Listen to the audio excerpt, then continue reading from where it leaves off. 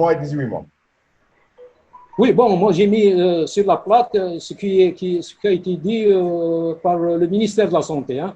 Donc nous, en général, en pédiatrie, on donne toujours la dose de 1 an, de 2 ans, c'est-à-dire jusqu'à la terminaison, disons, la première croissance. Et malheureusement, comme il n'y a que la vitamine D de 200 millilitres, de 200 milliunités, donc moi, en général, dans ma pratique, je donne la moitié de l'ampoule tous les 6 mois. Ok. Donc, c'est-à-dire,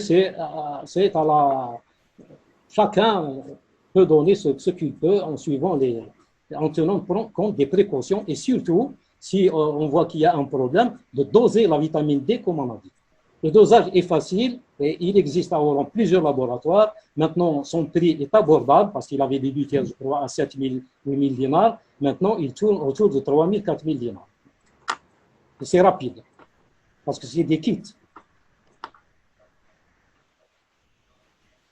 Mon ami Tounsi Wahid de Skikda te demande actuellement une vitamine D générique est disponible sur le marché avec un flacon de 10 ml dosé à 200 000 unités.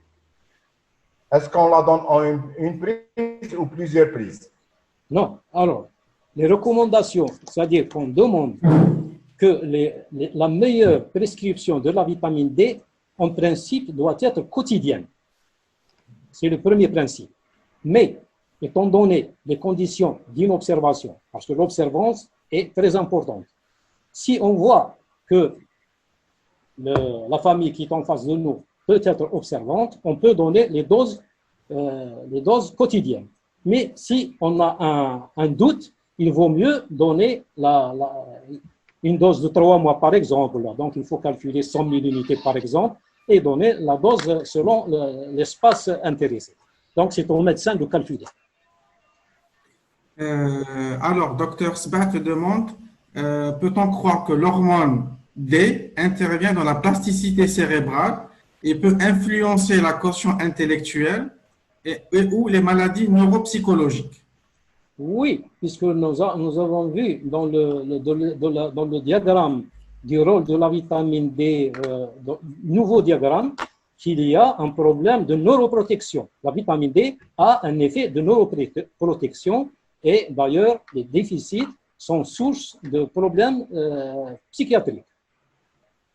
Peut-être ça peut expliquer les dépressions qu'on observe dans les gens qui ne sont pas et qui vivent toujours dans un environnement sombre, etc. Donc, mais la neuroprotection a été citée dans les effets de la vitamine D. Je ne sais pas si j'ai répondu. Je pense que oui. Alors, docteur Karim Mekata te demande, est-ce que on devrait revenir à l'ancienne recommandation à 1 mois et 6 mois parce qu'elles sont insuffisantes et doivent donner plus, d'autant plus que la prise en charge est devenue anarchique dans la supplémentation de la vitamine D. Exactement. C'est-à-dire que le problème que posent ces doses de 200 000 unités, on a remarqué d'abord, parce que dans l'étude, par exemple, qui a été présentée par le professeur Drahi au cours du congrès de 2018, je crois, on a remarqué que le taux de vitamine D progresse, puis s'arrête, puis diminue. Deuxièmement, donc, il dure à peu près 3 mois. Même 200 000 unités, ça dure à peu près 3 mois. Ensuite, on a remarqué actuellement, et c'est pour ça qu'on préfère ne pas dépasser 80, 100 000 unités par dose, par prescription, parce qu'on a remarqué un effet paradoxal de la vitamine D. Donc, c'est-à-dire qu'il y a un autre effet. Au lieu que ça donne une hypercalcémie, puisque le premier objectif de la vitamine D dans le monosacharide phosphocalcique, on peut avoir une hypocalcémie par inactivation de la PTH et donc par inactivation de la 1,25 hydroxy vitamine D3 au niveau rénal. Ça, c'est un effet paradoxal qu'on a remarqué ces derniers temps et qui a été cité là-dessus. Mais bon, je voudrais dire à l'équipe qu'il y a encore, si possible, une autre présentation sur la vitamine D, et c'est la relation calciémie-vitamine D qui a été étudiée beaucoup surtout par les gynécologues et les rhumatologues en ce qui concerne justement l'ostéoporose. Inch'Allah, c'est avec plaisir. Moi, je t'annonce que Inch'Allah. le vendredi prochain, on aura avec nous le professeur Drari, qui va Inch'Allah. parler encore de la vitamine D. Inch'Allah. Ça. Plusieurs questions sur le schéma de correction d'une carence en vitamine D chez l'enfant. Comment corriger une carence? Bon, c'est-à-dire qu'au début, j'ai dit bien que je ne parlerai pas du métabolisme phosphocalcique. Oui. Donc, c'est pour ça que les deux dernières plaques, je les ai ajoutées uniquement pour information. Donc, le traitement, c'est d'abord doser la vitamine D, donc faire le bilan de cet éventuel rachitisme et donc le traiter selon le cas. Une seule dose suffit ou plusieurs doses? Hein? Est-ce qu'une seule dose suffit ou plusieurs doses pour corriger un déficit en vitamine D? Ah non, non, il y a plusieurs doses. Il y a des schémas. Bon, puisque la professeure Drali va venir, elle va certainement nous présenter parce qu'il y a une proposition de son équipe sur le traitement. Mais ça peut durer au moins 2 mois, 3 mois. Hein, D'accord. avec des ampoules de vitamine D de 100 millilitres, hein, de 100 000 unités, hein, pas 200 000. Hein. OK. Alors, je crois qu'il y a un schéma de tous les 15 jours pendant 4 semaines, puis on corrige, sauf s'il y a des facteurs de risque, il y a un autre schéma. Donc, ça dépend d'abord du cas. Est-ce qu'il y a des facteurs de risque? Est-ce qu'il n'y a pas de facteurs de risque, tels que l'obésité, par exemple, les infections répétées, etc. Et donc, c'est selon le cas qu'on va traiter l'éventuelle pathologie. Et j'espère que la professeure Drali nous apportera des nouveautés. Docteur Jamel Benani te demande, est-ce qu'on ne doit pas supplémenter systématiquement la femme enceinte en vitamine D? Oui, il y a des études qui ont été faites. Je n'ai pas voulu, j'ai eu peur de dépasser les 20 minutes, c'est très court. Et il y a des études qui ont été faites sur la supplémentation de la femme enceinte. On a fait des protocoles de femmes supplémentées, de femmes non supplémentées, en étudiant à l'arrivée le statut vitamine D du fœtus et donc du nouveau-né. Et les études ne sont pas concluantes. Seulement, comme la femme est enceinte, déjà la femme elle-même, parce que nous avons vu les étiologies des déficits, c'est l'habillement, la non-exposition à l'air et au soleil.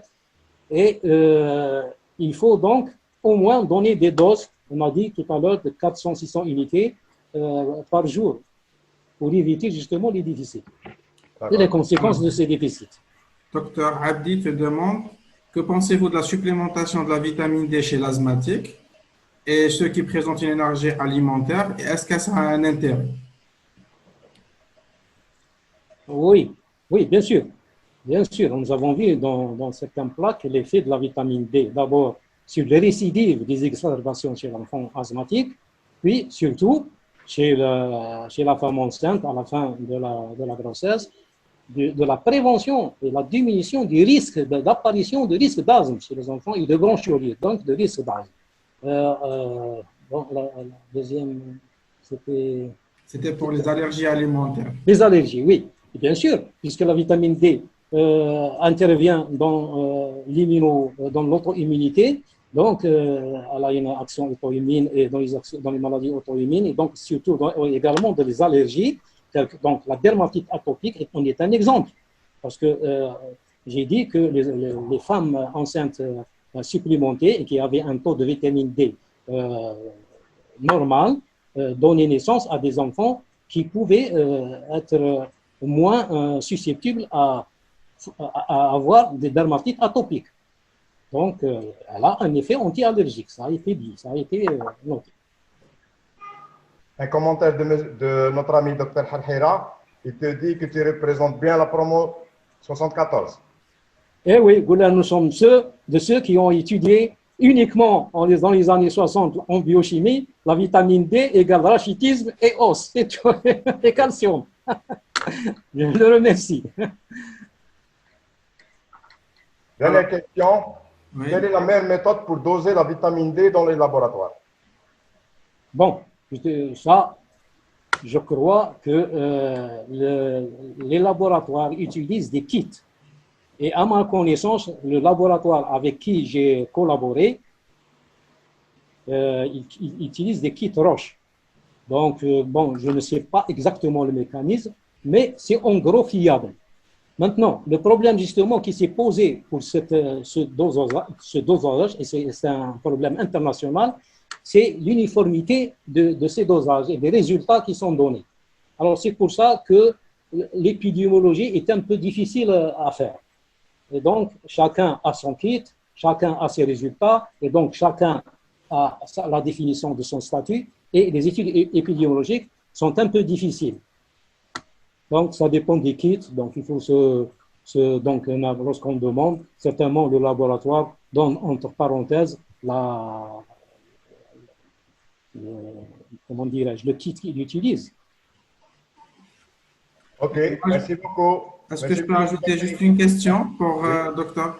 Parce qu'il y a une question qui m'a intéressé. Est-ce que la simple exposition régulière au soleil pourrait prévenir la carence de vitamine D chez l'enfant et même chez l'adulte?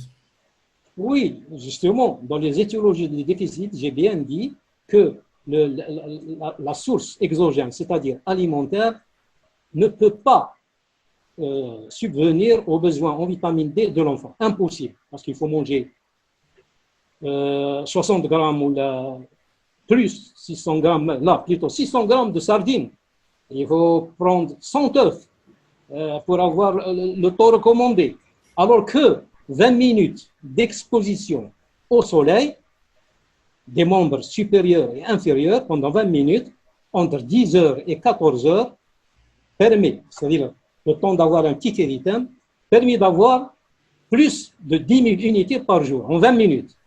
Donc, on conseille au moins 2 à 3 fois l'exposition au soleil de cette façon. Merci pour avoir.